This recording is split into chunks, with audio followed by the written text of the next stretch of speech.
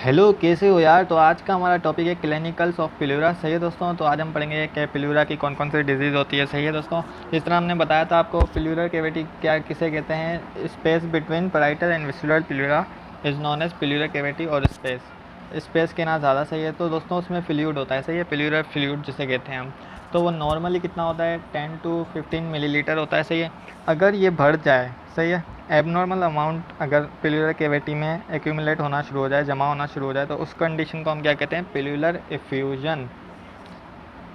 सही है दोस्तों। तो आपको पता पड़ गया पिल्यूलर इफ्यूजन किसे कहते हैं, एबनॉर्मल एक्यूमुलेशन ऑफ फ्लूइड। क्या, abnormal accumulation of fluid in the pleural cavity is known as what, pleural effusion. सही है दोस्तों। अब ये किस वजह से हो सकती है, अब असल में क्या है, ये फ्लूइड हमें पता होना चाहिए कि किस तरह बन रहा है। ये फ्लूइड इस तरह बन रहा है दोस्तों कि जो बाहर वाली प्लूरा थी, पैराइटल प्लूरा, उसकी कैपिलरीज जो थी, सही है, ब्लड कैपिलरीज, उनका जो हाइड्रोस्टेटिक प्रेशर था वो मोर था एज़ कम्पेयर विसरल प्लूरा की कैपिलरी से। सही है दोस्तों।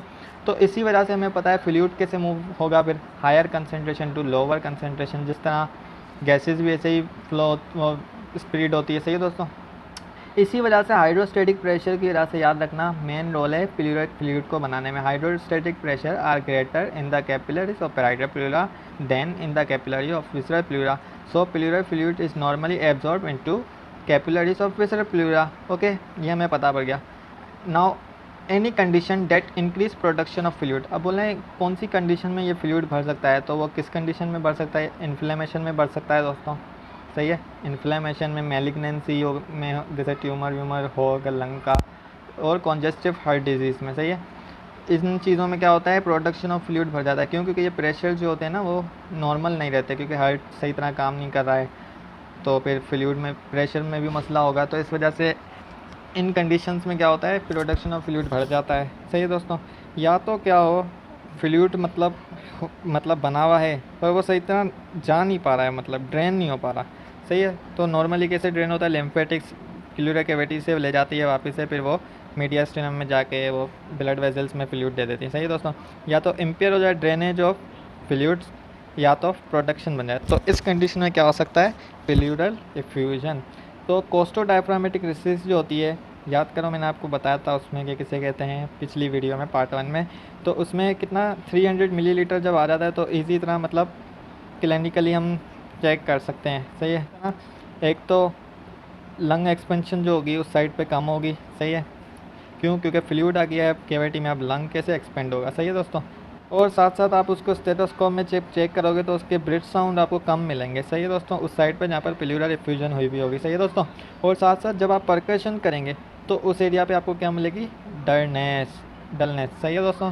तो ये थी प्लूरल फ्लूइड की क्लिनिकल्स, प्लूरल इफ्यूजन। सही है दोस्तों, ये आपको आनी चाहिए। नॉर्मल अमाउंट कितना है ये बहुत इंपॉर्टेंट है, किस तरह बन रहा है, कौन सा प्रेशर इन्वॉल्व है इसमें। सही है दोस्तों। ड्रेनेज किस तरह हो रहा है। तो ये थी प्लूरल इफ्यूजन। सही है दोस्तों। अब प्लूरेसी क्या है, प्लूरेसी मतलब which is also known as pleuritis, means inflammation of pleura. अब इन्फ्लेमेशन ऑफ प्लूरा कब होता है, मोस्टली ये खुद की डिजीज़ की वजह से नहीं होता है, ये mostly secondary to inflammation of lung. जैसे लंग्स में कोई डिजीज़ है, वो डिजीज़ क्या हुई, उस डिजीज़ की वजह से क्या हो गया, प्लूरा में इन्फ्लेमेशन हो गया। मतलब ज़्यादातर ये किसकी वजह से होता है, लंग्स की डिजीज़ की वजह से होता है, जैसे न्यूमोनिया हो गया। सही है दोस्तों। इन्फ्लेमेशन जब प्लूरा का होता है तो उसमें क्या होता है, हमें पता है इन्फ्लेमेशन होता है तो एक्सुडेट जमा होना शुरू होता है। सही है। अब एक्सुडेट जब बनेगा इन्फ्लेमेशन के दौरान तो वो क्या होगा, प्लूरल सरफेस के साथ कोट हो जाएगा, मीन्स मतलब चिपकना शुरू हो जाएगा। जब ये चिपकना शुरू हो जाएगा मतलब प्लूरल सरफेसेस के साथ, जैसे पैराइटल विसर के साथ, तो वो सही तरह जिस तरह पहले कितनी अच्छी तरह मूव कर रही होती है अब नहीं होगी। और जब आप उसको चेक करेंगे ना, मतलब स्टेथोस्कोप के साथ, तो उसमें प्लूरल ड्रप आपको सुनाई देगा। सही है, स्टेथोस्कोप के साथ इंस्पायरेशन और एक्सपायरेशन के दौरान, मीन्स हर्ष साउंड, जैसे कैसे कहते हैं, मतलब इस तरह के साउंड, हर्ष साउंड आपको सुनाई देंगे। सही है दोस्तों। अब यही बात फाइब्रोब्लास्ट फिर आना शुरू हो जाते हैं, फिर वो क्या करते हैं, कोलेजन बनाना शुरू कर देते हैं। फिर उसकी वजह से क्या होता है, विसरल पैराइटल जो प्लूरा होती है वो आपस में ज्वाइंट हो जाती है, तो उसको क्या कहते हैं, प्लूरल एडिशन। अब न्यूमोथोरैक्स किससे कहते हैं, it's means accumulation of air in the pleural cavity. सही है। तो अब ये दो किस्म की होती है, एक स्पॉन्टेनियस न्यूमोथोरैक्स, दूसरी टेंशन न्यूमोथोरैक्स। सही है, जो कि ओपन न्यूमोथोरैक्स की वजह से हो सकती है। सही है दोस्तों। अब स्पॉन्टेनियस न्यूमोथोरैक्स में क्या होता है, जिसमें क्या होता है, is a condition in which airs enters pleural cavity suddenly without its cause being immediately apparent. Means इसमें एयर जो होती है प्लूरल कैविटी में एंटर हो जाती है, उसका हमें कॉज ही नहीं पता होता है, मतलब इमीडिएटली हमें नहीं लग पाता कि क्या कॉज था। जैसे ना ही बंदे को कोई ट्रॉमा हुआ है, ना ही किसी ने मीन्स इसको कोई इंजर हुई है, ना ही किसी से लड़ाई हुई थी जो उन्होंने फाइट की, ना ही कोई ट्रॉमा का निशान है। सही है दोस्तों। फिर बाद में जब इन्वेस्टिगेशन करते हैं तो हमें पता पड़ता है एयर किसकी वजह से एंटर हुई थी, बुल्ला और ब्लैब जो कि रैप्चर्ड हो गए थे। सही है। अब ये क्या होते हैं बुल्ला और ब्लैब, ये असल में एयर फिल्ड कैविटीज़ होती है जो मतलब लंग्स डिजीज़ होती है ना, जैसे COPD हो गई उसकी वजह से, या और डिजीज़ हो गई लंग्स की वजह से, तो उसमें क्या होता है ये ब्लैब बनना शुरू हो जाते हैं कैविटी को। सही है। तो वो आपको मैं डायग्राम से बताता हूँ। ये देखें ये विसरल प्लूरा आती है। सही है। अब यहाँ पर ये देखें यहाँ, अब ये बीच में एयर जमा होना शुरू हो गई। सही है। अब ये जो स्पेस थी वो प्लूरल स्पेस थी। अब जैसे ही ये मतलब फटेगा ब्लब, सही है, सही है, तो फिर क्या होगा, यहाँ की एयर अंदर जाना शुरू हो जाएगी, फिर अब ये बाहर की भी आएगी, मतलब लंग्स से भी अंदर जाना शुरू हो जाएगी। सही है दोस्तों। तो इसका कॉज मतलब इमीडिएटली हमें नहीं पता पड़ता। सही है। इसलिए इसको स्पॉन्टेनियस कहते हैं न्यूमोथोरैक्स। सही है। तो दोस्तों ये जो हमने स्पॉन्टेनियस न्यूमोथोरैक्स पढ़ी, ये क्लोज टाइप की है। क्यों? क्योंकि यहाँ पर देखें लंग्स की डिजीज़ की वजह से ब्लैब फॉर्मेशन हुई थी, फिर उसकी मतलब जो वो रैप्चर हुआ तो उसकी वजह से एयर अंदर जा रही थी।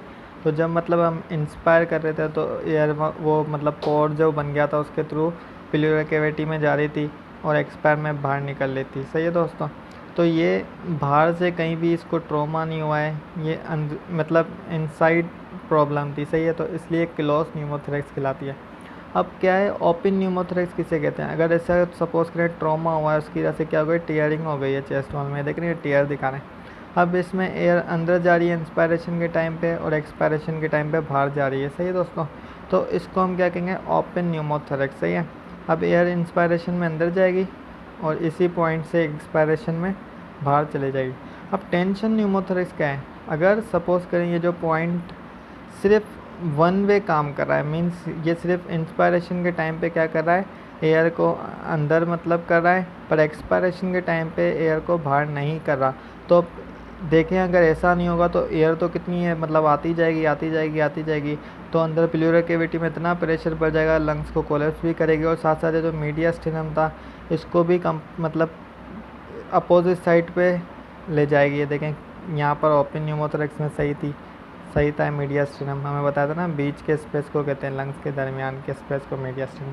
अब देखें यहाँ मीडियास्टिनम भी मतलब पोजीशन चेंज हो रही है और ये वाला भी लंग्स इसकी वजह से कंप्रेस हो सकता है। तो इसलिए ये बहुत डेंजरस कंडीशन है। आपको पता है हार्ट कितना इंपॉर्टेंट है हमारे लिए, बड़ी लार्ज वेंस जो हैं, तो ये होती है टेंशन न्यूमोथोरैक्स। सही है। एयर अगर प्लूरल कैविटी में सीरियस फ्लूइड के साथ होगी तो उसे क्या कहेंगे, हाइड्रोन्यूमोथोरैक्स। अगर पस के साथ एयर होगी तो उसको पायोन्यूमोथोरैक्स, और अगर ब्लड के साथ होगी तो हीमोन्यूमोथोरैक्स। और अगर सिर्फ पस होगा प्लूरल कैविटी में, एयर नहीं होगी, तो उस कंडीशन को हम क्या कहते हैं, एम्पायमा। तो ये टर्म याद कर लेगा, काम के हैं। तो ये आज हमारी क्लिनिकल्स ख़त्म हो गई दोस्तों। तो ये आप याद रख लेना, इनकी डेफिनेशन हाइड्रोन्यूमोथोरैक्स किसे कहते हैं, पायोन्यूमोथोरैक्स किसे कहते हैं, हीमोन्यूमोथोरैक्स किसे कहते हैं, एम्पायमा किसे कहते हैं, न्यूमोथोरैक्स किसे कहते हैं, प्लूरल एफ्यूजन किसे कहते हैं, कॉज क्या है। तो ये थी हमारा प्लूरा के बारे में, इसकी क्लिनिकल्स और एनाटमी। Thank you guys.